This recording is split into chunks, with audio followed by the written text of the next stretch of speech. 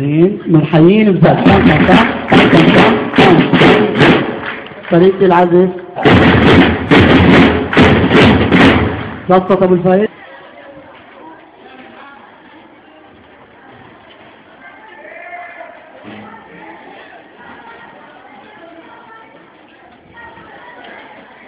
ثم قبلت موضع القدم وأنشدت بلسان الحال قائلة: أهلا وسهلا بأهل الجود والكرم. في ابن خلدون حللتم أهلا ووطأتم سهلا، فإن لكم فيها بيتا. باسم مدرسة ابن خلدون الإعدادية طاقما وإدارة طلابا ومعلمين أرحب بطلاب طبقة السوادس في البلدة وبالمعلمين المرافقين لهم، فأهلا وسهلا بكم في ابن خلدون.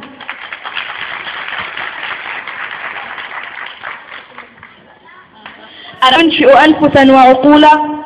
أما الآن فمع كلمة مربي الأجيال وذو الفضال رحبوا معي بالأستاذ محمد زيدان مدير مدرسة ابن خلدون الإعدادية، فليتفضل مشكور. طيب يعطيكم العافية. بالفعل أخرى مرة هذا المنظر بيثلج الصدر ويشرحه، فعشان هيك مرة أنا بنفعل كثير من شوفة الطلاب، فخفت إنه لساني ينطلق. هالي مدرسة الزيتون، مدرسة البطوح، أهلا وسهلا بكم، أهلا وسهلا بالمربين الأفاضل والرازي مرتين مش مرة، والرازي.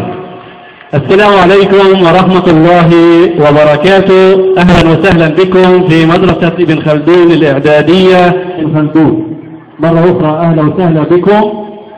راح أفتح مجال أخرى مرة للطلاب اللي بيسألوا أسئلة من مدرسة الغزالي. خلينا نبلش مدرسة الغزالي، ناخذ لحد 5 ل 10 دقائق. مدرسة الغزالي في حدا